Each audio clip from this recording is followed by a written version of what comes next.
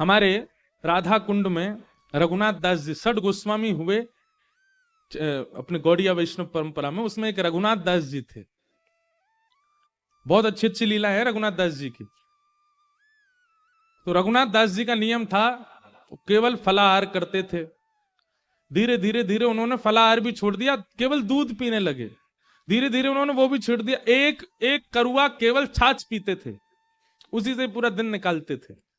एक दिन वो बहुत जोर से बीमार पड़ गए। कोई उनको देखने के लिए वैद्य आया। वैद्य ने आकर के जैसे ही देखा, पहले तो नाड़ी पकड़ के वैद्य बता देते थे क्या रोग है, तो नाड़ी पकड़ के देखा तो वैद्य बोला इनका पेट खराब हो गया है, अपच हो गई है। तो वहां जितने लोग खड़े थे वो सब बोले ये तो केवल छाछ पीते हैं, इनको अपच कैसे हो गई? केवल छाछ पीने वाले को अपच कैसे हो सकती है? तो उस समय गोसाई श्री विठलनाथ जी, जिन्होंने श्रीनाथ जी की सेवा मतलब वल्लभाचार्य जी के पुत्र गोसाई श्री विठलनाथ जी, वो गोवर्धन में विराजते थे। उनको पता चली कि रघुनाथ दास जी बड़े बीमार हो गए, तो वो भी मिलने आए।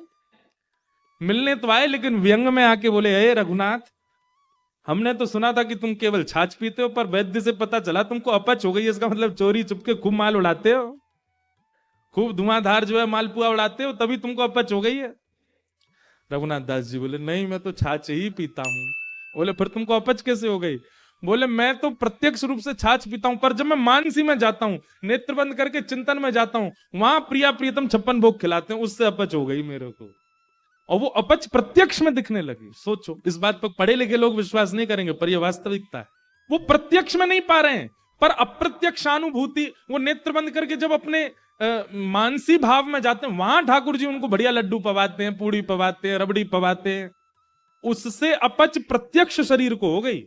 ये बात सुनकर के गोसाई जी के नेत्र सजल हो गए। रघुनाथ दास जी को हृदय से लगा लिया, बोले जय हो, तुम्हारी भक्ति को प्रणाम कि तुमको ठाकुर जी प्रत्यक्षानुभूति करा देते हैं।